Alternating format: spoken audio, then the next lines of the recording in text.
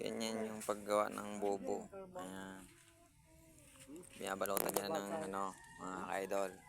Binabalutan ng ikot.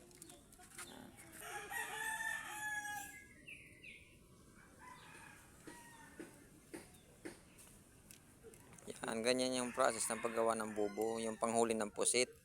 Yan, panghuli yan ng pusit mga idol. Bubo ang tawagin sa amin. Ito yung daanan ng bubo.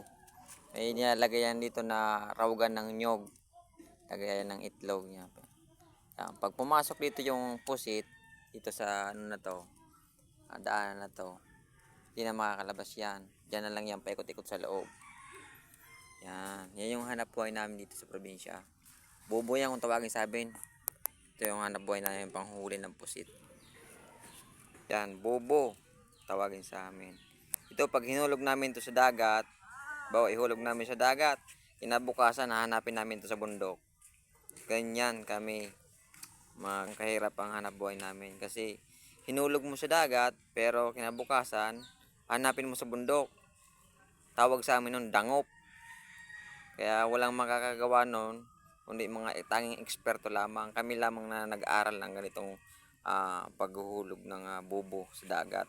Malalim yan, siguro mga 4 na dipa, 5 dipa.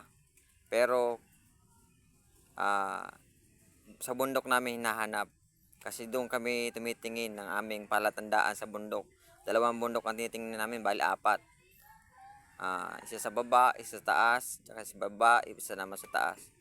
Ganon. Pag nasa sentro na kami, yun na, doon na yung bubo namin.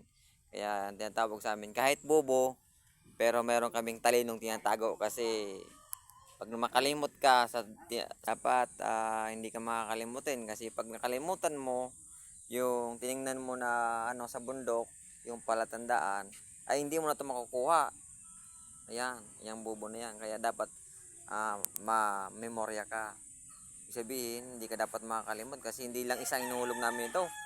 20, 15 na ganito. Kaya kada isa niyan.